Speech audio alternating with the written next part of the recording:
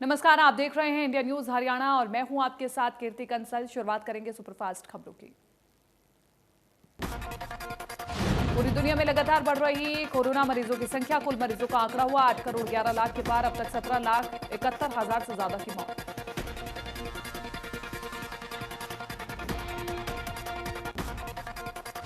America में corona मरीजों की संख्या पूरी दुनिया में सबसे ज्यादा। लगातार बढ़कर के कोरोना संक्रमितों की संख्या हुई 1 करोड़ 95 लाख के पार। कोरोना के चलते 3,41,000 मरीजों की गई जान।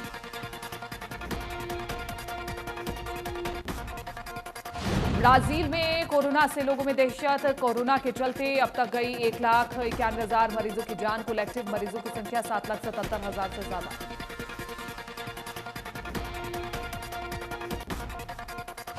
रूस में कोरोना मरीजों की संख्या में लगातार हो रहा है इजाफा। कुल कोरोना पॉजिटिव मरीजों की संख्या हुई 30,50,000 के पार। अब तक 54,778 मरीजों की मौत।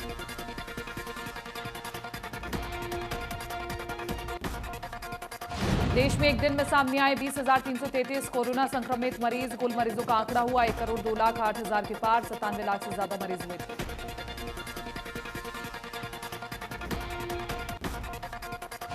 देश में महाराष्ट्र में कोरोना के सबसे ज्यादा मरीज। अब तक 49,255 लोगों ने गंवाई जान। कुल मरीजों की संख्या हुई 19,19,550।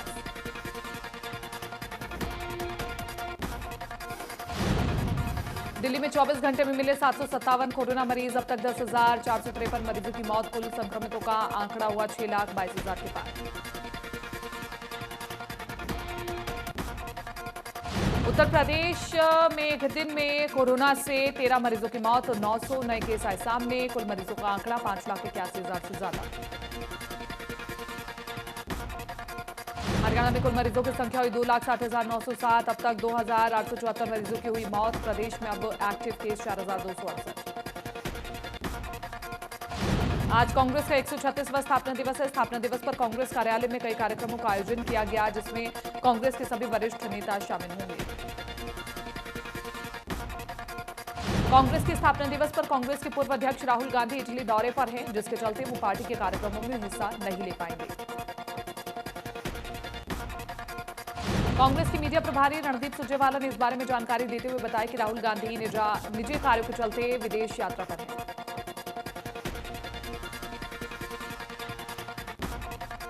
कृषि कानूनों की मांग को लेकर के पिछले 33 दिनों से दिल्ली बॉर्डर पर किसानों का आंदोलन है जारी। किसान अभी भी कृषि कानूनों को रद्द करने की मांग पर अड़े हैं। टीकरी, गाजीपुर और सिंगू बॉर्डर पर किसान आंदोलन कर रहे हैं, जहां किसान खुद अपना खाना बना रहे हैं, तो कुछ समाजसेवी संस्थाएं भी किसानों के समर्थन में जरूरी चीजें मुहैया करवा रही हैं। आंदोलन कर रहे किसानों का कहना है कि जब तक सरकार किसानों की मांग पूरी नहीं करती, तो वो ऐसे में दिल्ली बॉर्डर पर डटे रहेंगे। किसानों ने बताया कि वो 6 महीने का राशन साथ लाए हैं। अगर सरकार किसानों की मांग नहीं मानती है तो वे 6 महीने तक आंदोलन कर सकते हैं। दिल्ली में जारी किसान आंदोलन को लेकर एक बार फिर किसान और केंद्र सरकार के बीच बातचीत होगी। बातचीत के लिए किसान संगठनों की भी सहमति है। किसान संगठनों का कहना है कि 29 दिसंबर को 11 बजे बातचीत हो, जिससे किसान आंदोलन का हल निकल सके। किसानों ने चेतावनी देते हुए कहा, अगर 31 दिसंबर से पहले समस्या का हल नहीं हुआ तो एक बार फिर से बंद बुलाया जाएगा।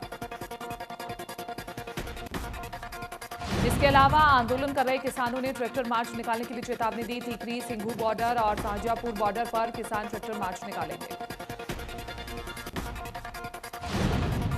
30 दिसंबर को किसानों ने ट्रैक्टर मार्च निकालने का फैसला किया, जिससे एक बार फिर हाईवे पर जाम की स्थिति बन सकती है। किसानों के ट्रैक्टर मार्च को लेकर के पुलिस भी मुस्तैद है। हाईवे पर जाम न लग सके, इसके लिए पुलिस के साथ साथ अर्धसैनिक बलों को भी ड्यूटी पर लगाया गया है।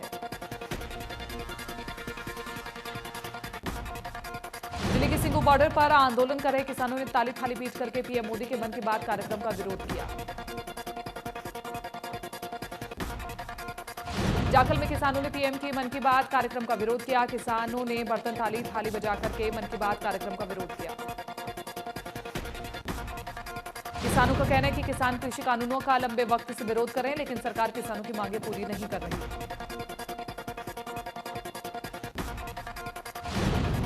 करनाल में मर्दानी फाउंडेशन द्वारा 50 फुट लंबा खून से पीएम मोदी के नाम खत लिखा गया। वकील महिलाओं ने किसानों के समर्थन में अपने खून से पत्र लिखा। करनाल के national highway Basara toll plaza पर धरने पर बैठे किसानों ने प्रधानमंत्री नरेंद्र मोदी के मन की बात का विरोध ताली बजा करके किया है और छोटे बच्चों ने भी कृषि कानूनों के विरोध में ताली बजाई। किसानों ने कहा कि अब प्रधानमंत्री मोदी अपने मन की बात छोड़कर के ढंग की बात करें और अगर मन की बात करनी है तो किसानों के मन की बात करें।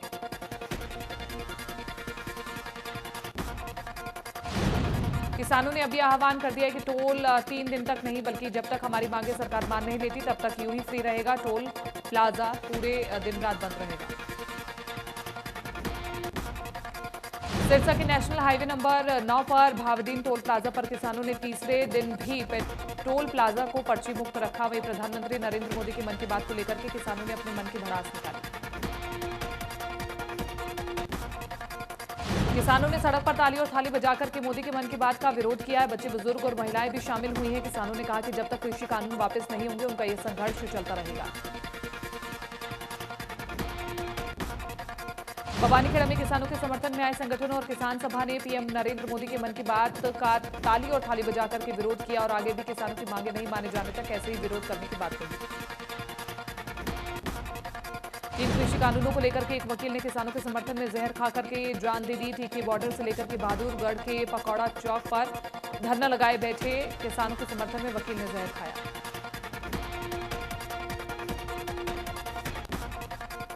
मृतक वकील पंजाब के फाजिलका जिला जलालाबाद का रहने वाला है। 55 वर्षीय अमरजीत ने जहरीला पदार्थ खाने से पहले सुसाइड नोट में प्रधानमंत्री के नाम पत्र लिखते हुए तीनों कृषि कानूनों को किसान विरोधी बताया। नेता विपक्ष भूपेंद्र सिंह हुड्डा ने फिर विधानसभा का विशेष सत्र बुलाने की मांग की है। हुड्डा ने कहा कि क्या अन्नदाता की मांगों को इतना बड़े आंदोलन को मुद्दा नहीं मानती सरकार।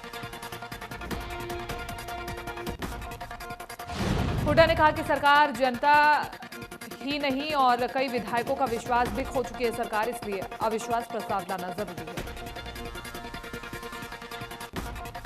भूपेंद्र सिंह हुड्डा ने कहा कि किसानों की मांगे पूरी तरह से जायज है और सरकार को किसानों की मांगे तुरंत मान लेनी चाहिए। नशा तस्करों से मिलीभगत में उचाना थाने के 8 पुलिसकर्मियों पर गिरी गाज जांच के लिए गठित की गई एसआईटी। थाने में खड़े ट्रक से बरामद हुई थी 4 क्विंटल से ज्यादा डोडापोस्ट। किसानों का समर्थन करने के लिए पंजाब के आनंदपुर साहिब से एक पूरा परिवार दिल्ली के लिए पैदल निकला है। ये परिवार अपने बच्चों के साथ पैदल चलते हुए 7वें दिन करनाल पहुंचा। कैथल में किसानों के समर्थन में आए शिक्षकों, मजदूरों और कर्मचारियों ने रिलायंस पेट्रोल पंप के बाहर धरना दिया और रिलायंस पेट्रोल पंप से तेल नहीं बिकने दिया। प्रदर्शनकारियों ने सरकार का विरोध किया। उनका कहना है कि केंद्र सरकार पूरे देश की महत्वपूर्ण संपत्ति के साथ साथ किसानों की जमीन भी करोड़पतियों को बेचना चाहती है। प्रदर्शनकारियों ने लोगों से अपील की कि वो रिलायंस पेट्रोल पंप से तेल ना लें, जिससे रिलायंस पेट्रोल पंप पर कर्मचारी खाली नजर आए। प्रदर्शनकारियों ने कहा कि जब तक केंद्र सरकार 3 कृषि कानूनों को वापस नहीं लेती तब तक धरना प्रदर्शन चलता रहेगा।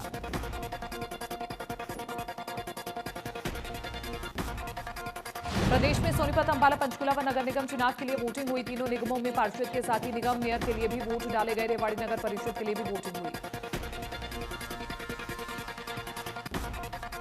नगर निकाय के लिए हुई अंबाला में 57% वोटिंग, पंचकुला में 35%, सोनीपत में 54%, रेवाड़ी में 70% और सांपला में 73%, दारूहेड़ा में 74%, तो वहीं उकलाना में 80% मतदान हुआ। नगर निगम चुनाव में अंबाला में 57% मतदान हुआ। लोगों ने सुबह से ही बढ़ चढ़ करके अपना मतदान किया।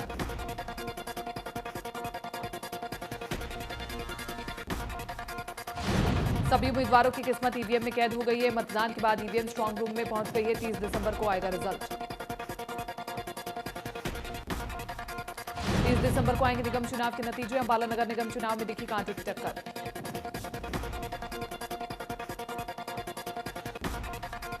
अंबाला के वार्ड नंबर 8 के बूथ नंबर 77 पर बुजुर्ग भी वोट डालने से पीछे नहीं रहे। 114 साल के बुजुर्ग ने मतदान किया।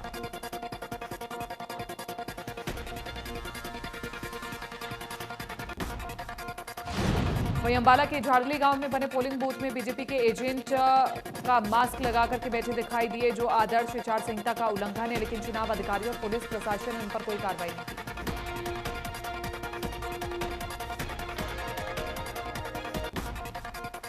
निगम चुनाव में जहां एक तरफ वोटिंग हो रही थी, वहीं दूसरी तरफ कई ऑटो पर बीजेपी के झंडे लगे दिखे, लेकिन प्रशासन ने इन पर वाहनों पर कोई कार्रवाई नहीं की। अंबाला के वार्ड नंबर 3 के बूथ नंबर 25 पर बीजेपी का मास्क लगाकर के खड़े बुजुर्ग को टोकने पर जमकर के बहस हुई, जिसके बाद मतदान केंद्र पर तैनात पीठासीन अधिकारी ने शख्स को मौके से भगाया।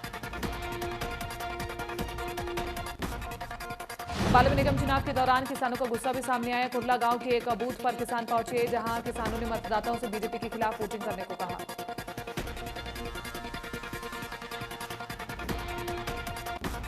इसके अलावा किसानों ने सरकार के खिलाफ नाराजगी जाहिर करते हुए नारेबाजी की और लोगों से बीजेपी को नकारने की बात कही।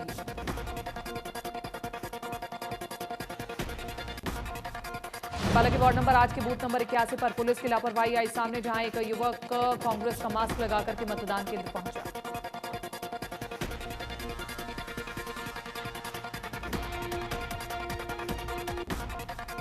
अंबाला निगम चुनाव में चुनाव अधिकारियों की बड़ी लापरवाही आई सामने। वार्ड नंबर 10 में बूथ के बाहर कांग्रेस उम्मीदवार खुलेआम मतदाताओं से वोट मांगते हुए नजर आए, लेकिन प्रशासन ने कोई कार्रवाई नहीं की।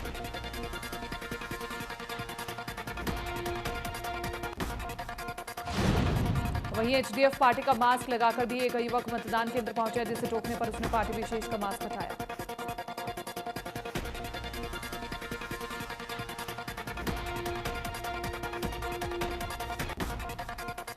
अंबाला में वोटिंग के लिए मतदाताओं में भी उत्साह देखने को मिला। निगम चुनाव में अपने मत का इस्तेमाल करने के लिए बुजुर्ग मतदाता पहुंचे, जिनके लिए प्रशासन ने व्हीलचेयर का इंतजाम भी करवाया था।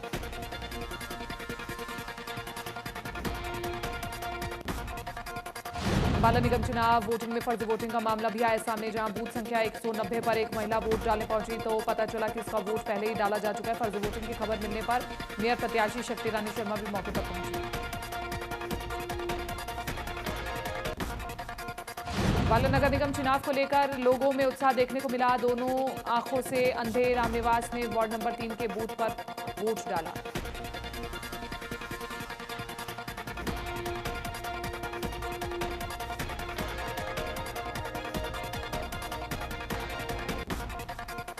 पंचकुला में भी निगम चुनाव के लिए केंद्रीय राज्य मंत्री रतनलाल कटारिया ने पत्नी के साथ वोट किया। इस दौरान कटारिया ने कहा कि सभी मतदाता मतदान जरूर करें।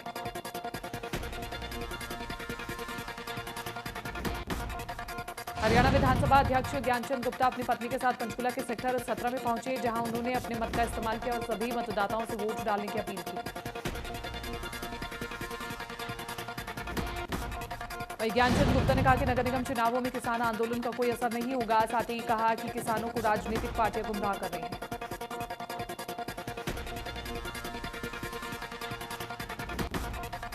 पंचकुला से बीजेपी के मेयर प्रत्याशी कुलभूषण गोयल ने मतदान किया। इस दौरान उन्होंने मतदाताओं से मत के इस्तेमाल करने की अपील की।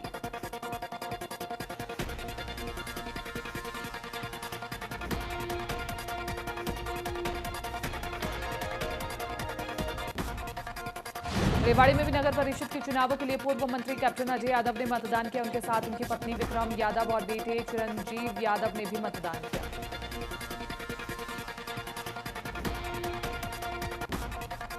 पंचकुला नगर निगम चुनाव को लेकर के युवाओं में खासतौर पर उत्साह देखने को मिला। वोट डालने के लिए युवा लाइन में खड़े नजर आए।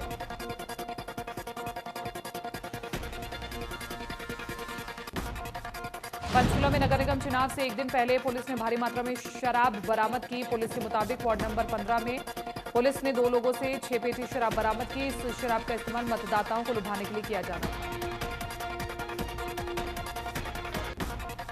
जांच अधिकारी ने बताया कि उन्हें गुप्त सूचना मिली थी, जिस पर कार्रवाई करते हुए आशियाना कॉम्प्लेक्स पहुंचे, जहां लोगों को शराब बांटी जा रही थी।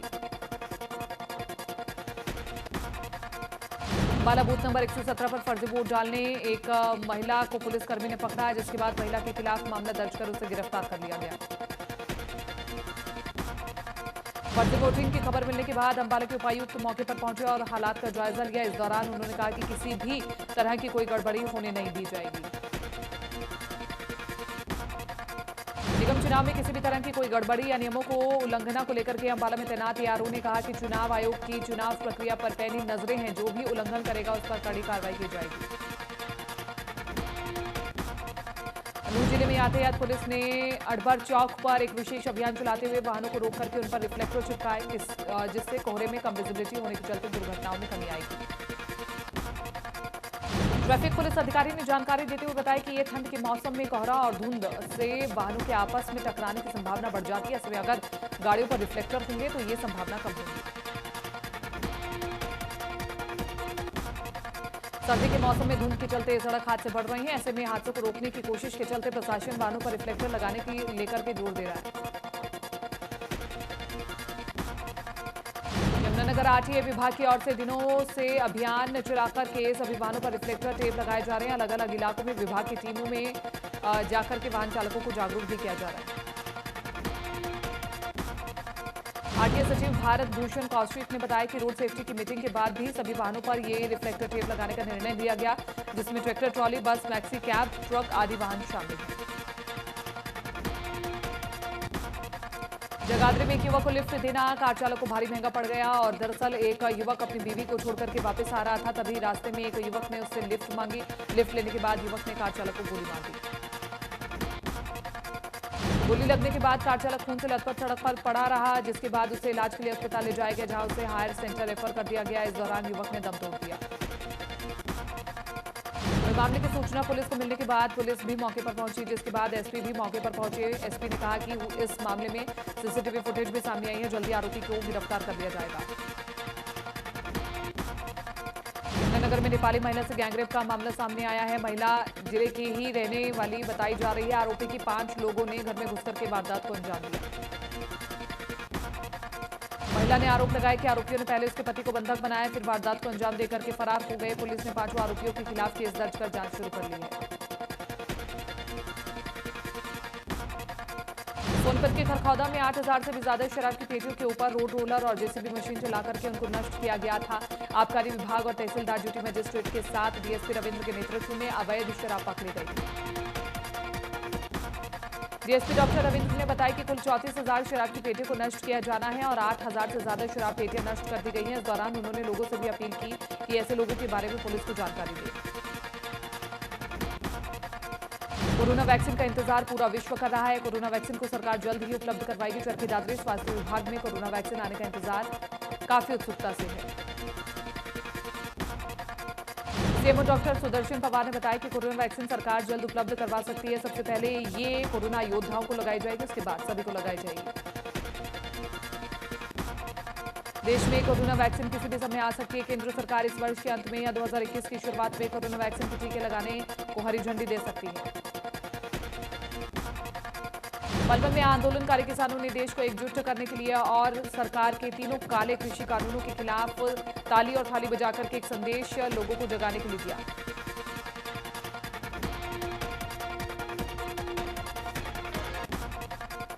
प्रो कबड्डी सीजन 4 का समापन हो चुका है। फिरोजपुर नमक और लुहिंगा कलां के टीमों के बीच फाइनल मुकाबला खेला गया, जिसे फिरोजपुर नमक की टीम ने बड़े अंतर से जीत लिया। नूंह जिले के ढिढारा बिलासपुर जाने वाले मार्ग पर एक सड़क दुर्घटना में 5 लोगों की मौत हो गई, जिनमें से पति पत्नी और 2 बच्चों और एक अन्य युवक की मौत हो गई। पुलिस ने मौके पर पहुंचकर शवों को कब्जे में लेकर के पोस्टमार्टम के लिए भेज दिया। 5 शवों को सीएचसी नूंह से पोस्टमार्टम कराकर के परिजनों को सौंपा गया।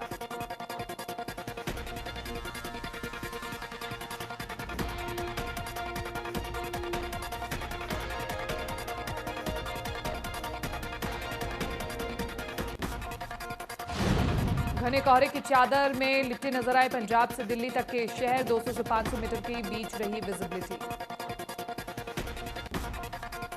शिमला में नए साल के शुरू होने से पहले एक बार फिर बर्फबारी होने से पर्यटकों के चेहरे खिल उठे। शिमला में हुई बर्फबारी के चलते भारी संख्या में पर्यटक शिमला पहुंच रहे हैं। ताजा बर्फबारी देखकर पर्यटकों के चेहरे पर खुशी देखने को मिली है। कुफरी समेत कई दूसरे इलाकों में भारी बर्फबारी हुई है, जिससे कई रास्ते भी बंद हो गए हैं।